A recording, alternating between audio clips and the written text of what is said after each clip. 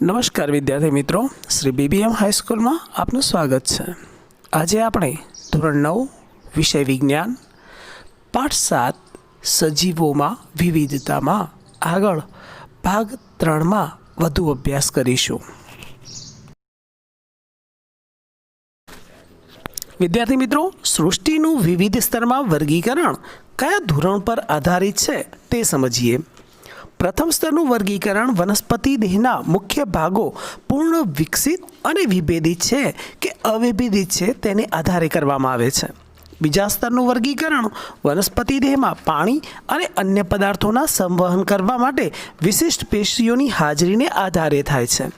त्रीजा स्तरનું वर्गीकरण वनस्पतिओं में बीज धारणनी क्षमता है कि नहीं तेने आधारे थाय छे। त्यार पछी बीज धारणनी क्षमता होय तो बीज फळनी अंदर विकास पामे छे अथवा फळना आवरण वगर विकास पामे ते आधारे वर्गीकरण थाय छे। हवे आपणे सुकायक एटले के एकांगी वनस्पतिओनी माहिती मेळवीए। जे वनस्पतिओ देह मूळ प्रकांड अने पर्णममां विभेदन पामेलो नथी तेमां श्रम विभाजन जोवा मळतुं नथी तेने सुकायक वनस्पतिओ कहे छे। सुकायक वनस्पतिओ सामान्य रीते લીલ तरीके ओळखाय छे। तेओ मीठा के खारा पाणी में जोवा मळे छे। एना उदाहरणों जोईए तो यूलोथ्रिक्स, अल्वा, कारा, क्लेडोफोरा और स्पायरोगायरा। हवे आपणे द्विअंगी वनस्पतिओ विषे टूंकमां माहिती मेळवीए। द्विअंगी वनस्पतिओं ने वनस्पति सृष्टिनो उभयजीवी वनस्पति समूह कहे छे। आ वनस्पतिओं ने देह, प्रकांड और पर्णो जेवी रचना में विभेदित थाय छे, तेथी तेमने द्विअंगी कहे छे। वनस्पति देह मूळ धरावतो नथी। आ वनस्पतिओं में एक भागथी बीजा भाग सुधी पाणी और अन्य द्रव्योना वहन करवा माटे विशिष्ट पेशीय संरचना जोवा मळती नथी। तेना उदाहरण में रिक्सिया, मार्केन्सिया और फ्यूनारियानो समावेश थाय छे। त्रिअंगी वनस्पतिना बे लक्षणों और उदाहरण जोईए। लक्षणों में वनस्पति शरीर मूळ, प्रकांड और पर्णमां विभेदन पामेलो होय छे। तेमनी देहरचनामां एक भागथी बीजा भाग सुधी पाणी और अन्य द्रव्योनुं वहन करवा माटे जलवाहक और अनवाहक पेशीओनी हाजरी होय छे। उदाहरण तरीके मार्सेलिया, हंसराज और इक्विसेटम। अपुष्पी वनस्पतिओ सुकायक थैलोफाइटा के एकांगी, द्विअंगी ब्रायोफाइटा और त्रिअंगी टेरिडोफाइटा वनस्पतिओ अपुष्पी क्रिप्टोगेम वनस्पतिओ कहे छे। आ वनस्पतिओं में बीज उत्पन्न करवानी क्षमता होती नथी, तेथी तेओने बीजविहीन वनस्पतिओ पण कहे छे। आ वनस्पतिओं में नग्न भ्रूण जोवा मळे छे तेने बीजाणु कहे छे। तेमां प्रजनन अंग अप्रत्यक्ष होवाथी तेमने अप्रत्यक्ष प्रजनन अंगोवाળી वनस्पतिओ पण कहे छे। हवे जोईए सपुष्पी वनस्पतिओ। जे वनस्पतिओं में प्रजनन पेशी पूर्ण स्वरूपे विकास और विभेदन पामेली होय तेमज प्रजनन क्रिया पछी बीज निर्माण करती होय तेवी वनस्पति ने सपुष्पी वनस्पति कहे छे। तेमां बीजनी अंदर भ्रूण सुरक्षित होय छे तेमज संचित खोराक होय छे। आ खोराकनो अंकुरण समय उपयोग करीने भ्रूण प्राथमिक विकास पामे छे। बीज अवस्था ने आधारे सपुष्पी वनस्पतिओ अनावृत बीजधारी और आवृत बीजधारी। अनावृत बीजधारी में ते नग्न बीज उत्पन्न करे छे। बीजनी फरते फळनुं आवरण होतुं नथी। आवृत बीजधारी में ते फळनी अंदर बीज उत्पन्न करती वनस्पतिओ छे।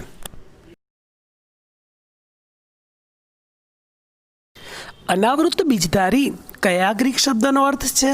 आ वनस्पतिओ केवी होय छे तेना उदाहरणों जोईए। अनावृत बीजधारी ए जिम्नोस्पर्म ग्रीक शब्दनो अर्थ छे। तेमां जिम्नोनो अर्थ नग्न और स्पर्मनो अर्थ बीज थाय छे। आ वनस्पतिओ नग्न बीज धरावती होवाथी अनावृत बीजधारी कहेवाय छे। आ वनस्पतिओ बहुवर्षायु, सदाबहार और काष्टीय होय छे।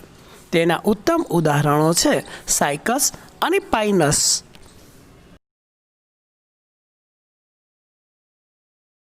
હવે જોઈએ આવૃત બીજધારી. આવૃત બીજધારી વનસ્પતિઓમાં બીજ ફળની અંદર ઢંકાયેલા હોય છે. તેમના બીજ બીજાશયમાં વિકસે છે અને બીજાશય ફળમાં રૂપાંતરિત થાય છે. તેમાં ખોરાક સંગ્રહ બીજપત્રોમાં અથવા ભ્રૂણપુષ્પમાં થાય છે. બીજમાં બીજપત્રોની સંખ્યાના આધારે આવૃત બીજધારી વનસ્પતિઓને બે વર્ગમાં વર્ગીકૃત કરવામાં આવે છે. દ્વિદળી વનસ્પતિઓ બીજમાં બે બીજપત્રો ધરાવે છે, દાખલા તરીકે સૂર્યમુખી.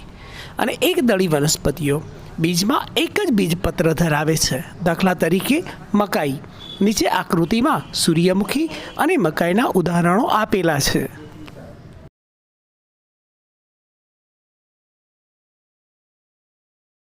વિદ્યાર્થી મિત્રો, હવે આપણે વનસ્પતિઓનું વર્ગીકરણનો ફ્લો ચાર્ટ જોઈએ.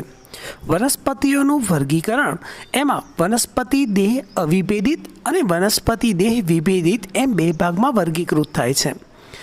અવિભેદિતમાં થેલોફાયટા એટલે કે સુકાયકધારી, દાખલા તરીકે સ્પાયરોગાયરા, યુલોથ્રિક્સ અને આલ્વા. વનસ્પતિ દેહ વિભેદિતમાં પાછા બે ભાગ પડે છે: વાહક પેશીઓનો અભાવ, અવાહક પેશીધારી કે અવાહક પેશી વિહીન, અને બીજું છે વાહક પેશીની હાજરી. એમાં વાહક પેશી વિહીન છે એમાં દ્વિઅંગી બ્રાયોફાયટા, દાખલા તરીકે રિક્સિયા, માર્કેન્સિયા અને મોસ. વાહક પેશીધારી બે ભાગમાં વિભાજિત થાય છે: બીજ નિર્માણ ન થાય એમાં અને બીજ નિર્માણ કરે છે એમાં. બીજ નિર્માણ ન થાય એમાં ત્રિઅંગી ટેરિડોફાયટા, દાખલા તરીકે હંસરાજ, માર્સેલિયા અને ઇક્વિસેટમ. જ્યારે બીજ નિર્માણ કરે છે એમાં સપુષ્પી અને સપુષ્પી બે ભાગમાં વિભાજિત થાય છે: ખુલ્લા એટલે કે નગ્ન બીજ અને બીજા બીજ ફળમાં ઢંકાયેલા. ખુલ્લા બીજમાં અનાવૃત બીજધારી જેને જીનોસ્પર્મ કહે છે, જેના ઉદાહરણોમાં સાયકસ, પાઇનસ અને દેવદારનો સમાવેશ થાય છે. જ્યારે બીજ ફળમાં ઢંકાયેલા છે તેમાં આવૃત બીજધારી જેને એન્જિયોસ્પર્મ કહે છે, તે બે ભાગમાં વિભાજિત થાય છે. બીજમાં બે બીજપત્રો હોય તેમાં વર્ગ દ્વિદળી. એમાં ઉત્તમ ઉદાહરણ છે સૂર્યમુખી. જ્યારે બીજમાં એક જ બીજપત્ર હોય તેમાં વર્ગ એકદળી, જેમાં ઉત્તમ ઉદાહરણ છે મકાઈ.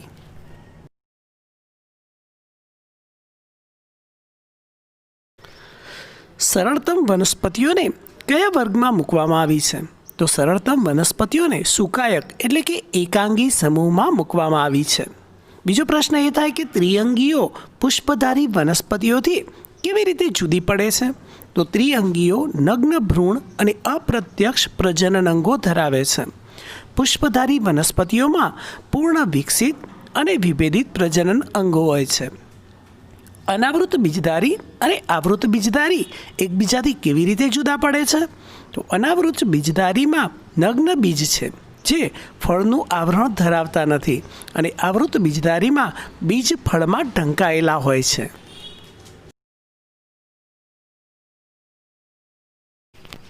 હવે આપણે પ્રાણી સૃષ્ટિના લક્ષણો જોઈએ.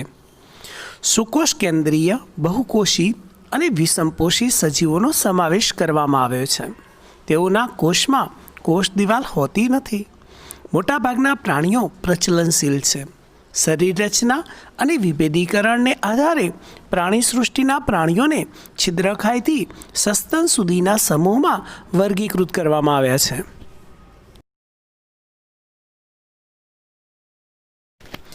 છિદ્રકાય સમુદાયના લક્ષણો ઉદાહરણ સહિત લખીએ. છિદ્રકાયનો અર્થ છિદ્રયુક્ત શરીર. તેના લક્ષણોમાં વસવાટ મોટે ભાગે દરિયાઈ, થોડાક મીઠા પાણીમાં જોવા મળે છે. તેમની શરીર રચના શરીર બહુકોષી છતાં અત્યંત સરળ રચના ધરાવે છે. પ્રચલનમાં તે અપ્રચલિત પ્રાણીઓ છે. કોઈ એક આધાર સાથે ચોંટીને રહે છે. પ્રચલન એકમનો અભાવ છે. કંકાલ શરીર કઠણ આવરણ કે બાહ્ય કંકાલ દ્વારા ઢંકાયેલું હોય છે. નલિકા તંત્રમાં તેમના સંપૂર્ણ શરીરમાં અનેક છિદ્રો આવેલા છે. આ છિદ્રો શરીરમાં હાજર નલિકા તંત્ર સાથે જોડાયેલા હોય છે. નલિકા તંત્ર દ્વારા શરીરમાં પાણી, ખોરાક અને ઓક્સિજનનું વહન થાય છે. ઉદાહરણ તરીકે યુક્લેપ્ટિયા, સાયકોન અને સ્પોન્જિલાનો સમાવેશ થાય છે. હવે જોઈએ કોષ્ટાંતરી સમૂહ. કોષ્ટાંતરી સમૂહના પ્રાણીઓમાં કોષ્ટાંત્ર ગુહા તરીકે ઓળખાતું શરીર પોલાણ ધરાવે છે. તેના લક્ષણોમાં વસવાટ, મોટાભાગના દરિયાઈ અને કેટલાક મીઠા જળમાં નિવાસ પામે છે. શરીર રચના, તેમનું શરીર બાહ્ય સ્તર અને અંતઃસ્તર એમ 2 સ્તરોથી બનેલું હોય છે. શરીર પેશીય સ્તરનું આયોજન ધરાવે છે. સ્વરૂપ, કેટલીક જાતિઓ દાખલા તરીકે હાઇડ્રા એકાકી સ્વરૂપ, જ્યારે કેટલીક જાતિઓ દાખલા તરીકે પ્રવાળ સમૂહમાં કે વસાહતી સ્વરૂપે જોવા મળે છે. તેમની વિશિષ્ટતામાં તેઓ ડંખકોષો ધરાવતા સ્પર્શકો ધરાવે છે. ઉદાહરણ તરીકે હાઇડ્રા એટલે કે જળવ્યાળ, જેલીફિશ, પ્રવાળ એટલે કે પરવાળા અને સમુદ્ર ફૂલનો સમાવેશ થાય છે.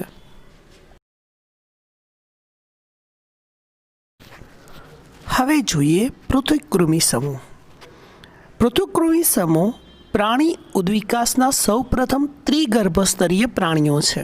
તેના લક્ષણોમાં વસવાટ મીઠા પાણીમાં કે અન્ય યજમાનના શરીરમાં, જીવન પદ્ધતિ મુક્તજીવી દાખલા તરીકે પ્લેનેરિયા કે અંતઃપરોપજીવી દાખલા તરીકે યકૃતકૃમિ. શરીર રચના, પ્રાણીઓનું શરીર 3 સ્તરોની કોષીય સંરચનામાં વિભેદિત થાય છે. આથી આ પ્રાણીઓ ત્રિગર્ભસ્તરી કહેવાય છે. તેમના શરીરમાં બાહ્ય અને આંતરિક એમ બંને પ્રકારના અસ્તર બને છે. શરીર રચના વધારે જટિલ હોય છે. આયોજન, તેમાં પેશીઓનું નિર્માણ અને કેટલાક અંગો પણ બને છે. સુવિકસિત અંગ વ્યવસ્થા હોય છે. દેખાવ, તેમના શરીર પૃષ્ઠ વક્ષ બાજુએ ચપટા કે પૃથુ હોવાથી તેમને ચપટાકૃમિ કે પૃથુકૃમિ કહે છે. સમમિતિ, તેમનું શરીર જમણી અને ડાબી એમ બંને બાજુએ સમાન સંરચના ધરાવે છે, તેથી તેને દ્વિપાર્શ્વીય સમમિતિ કહે છે. દેહ ગુહા, સાચી શરીર ગુહાનો અભાવ જોવા મળે છે.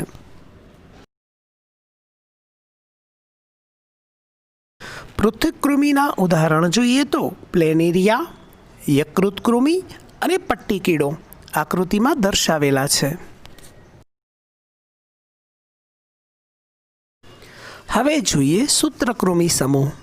તેના લક્ષણો: શરીર, પ્રાણીઓના શરીર લાંબા નળાકાર હોવાથી સૂત્રકૃમિ કે ગોળકૃમિ તરીકે ઓળખાય છે. ગર્ભસ્તર, આ પ્રાણીઓ ત્રિગર્ભસ્તરીય છે. સમમિતિ, દ્વિપાર્શ્વીય સમમિતિ ધરાવે છે. આયોજન, પેશીઓ જોવા મળે છે પરંતુ અંગતંત્ર સંપૂર્ણપણે વિકસિત હોતું નથી. જીવન પદ્ધતિ, મોટાભાગના પ્રાણીઓ પરોપજીવી હોવાથી અન્ય પ્રાણીઓમાં રોગ ઉત્પન્ન કરે છે. દેહ કે શરીર ગુહા, તેઓ કુટદેહ કોષ્ઠ કે આભાસી શરીર ગુહા ધરાવે છે. સૂત્રકૃમિના ઉત્તમ ઉદાહરણ છે કરમિયું, હાથી પગાનું કૃમિ જેને ફિલારિયલ કૃમિ કે વોવકેરિયા કહે છે, જે આકૃતિમાં દર્શાવેલા છે.